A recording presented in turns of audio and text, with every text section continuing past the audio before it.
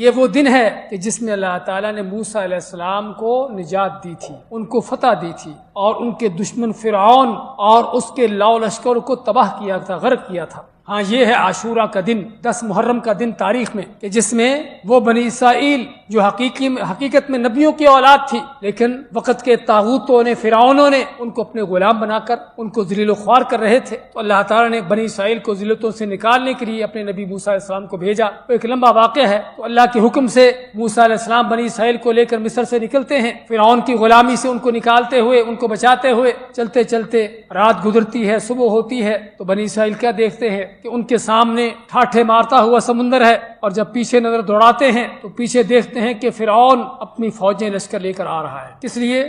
بنی اسرائیل کو پکڑنے کے لیے۔ بنی اسرائیل ان کو پکڑنے آ رہا تھا۔ بنی اسرائیل نے جب دیکھا کہ آگے سمندر، پیچھے فرعون، اس کی فوجیں، تو موسیٰ علیہ السلام کو کیا کہتے ہیں؟ انا لمدرکون، کیا موسیٰ مارے گئے، پکڑے گئے؟ آگے سمندر، پیچھے دشمن، بھاگنے کا کوئی راستہ نہیں۔ لیکن دیکھیے بھائیو، ہم چاہتے ہیں کہ یہاں سے توحید کے سبق سیکھیں کہ مومن کون ہوتا ہے۔ موسیٰ علیہ السلام انہوں نے کیا کہا؟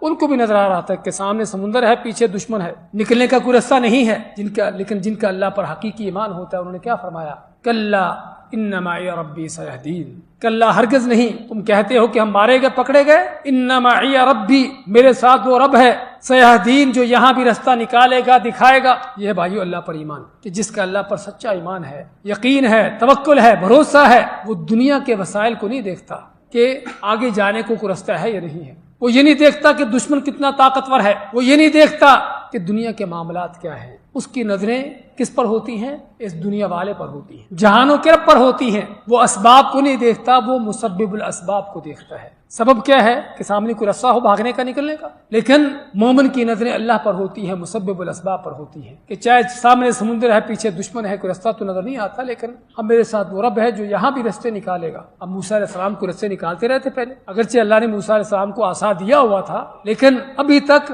اس عصا، اس ڈنڈے سے اللہ نے کوئی راستہ نہیں نکالا تھا۔ ویسے اس کو اور چیزوں میں استعمال ہوتا رہا ہے، لیکن تاریخ کا پہلا موقع آدم سے لے کر قیامت تک شاید اس کے علاوہ کوئی دوسرا واقعہ نہ ہو کہ جب آسمان دیکھ رہا تھا، تاریخ دیکھ رہی تھی کہ صرف ایک ڈنڈا، ایک عصا پانی پر پڑتا ہے تو کیا ہوتا ہے؟ ٹھاٹھے مارتا ہوا سمندر پہاڑوں کی طرح کھڑا ہو جاتا ہے، کالطود العظیم۔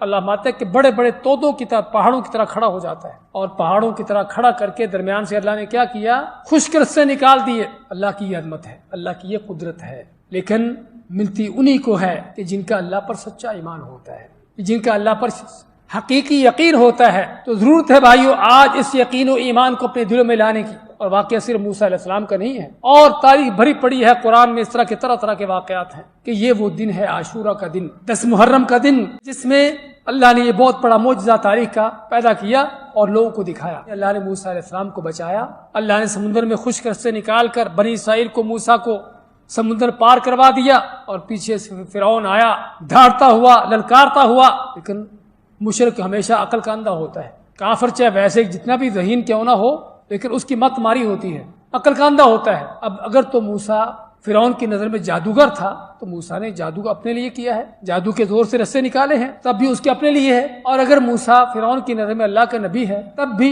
اللہ نے اپنے نبی کے لیے رستے نکالے ہیں۔ لیکن جب موت آئی ہوتی ہے، کہتے ہیں گیدڑ کی موت آتی ہے تو کہاں جاتا ہے؟ شہر کو بھاگتا ہے۔ تو چنانچہ یہ بھی آیا دھاڑتا ہوا، للکارتا ہوا، بھاگتا ہوا، سمندر میں جا گھسا اپنی فوجیں لے کر۔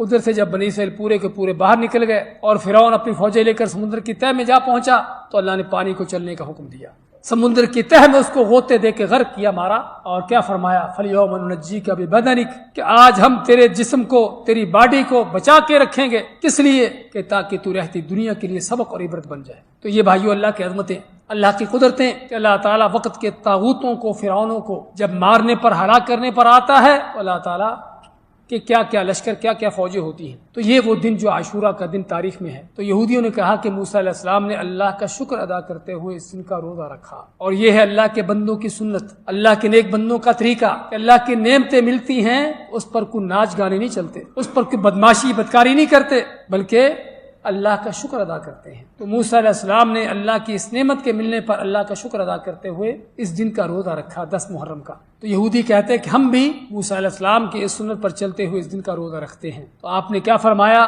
نحن اولا بموسیٰ منکم، اور دوسری روایت کے لفظ ہے کہ آپ نے صحابہ کو فرمایا، اے صحابہ، اے مسلمانوں، حقیقی معنوں میں تم موسیٰ علیہ السلام کے حقدار ہو، کیونکہ یہودی تو ان کے دین کو بگاڑنے والے ہیں۔ حقیقی معنوں میں مسلمان ہیں جو موسیٰ علیہ السلام کے دین کو لے کے آگے چلنے والے ہیں۔ آپ نے عاشورہ کا 10 محرم کا روزہ خود بھی رکھا اور لوگوں کو بھی یہ روزہ رکھنے کا حکم دیا۔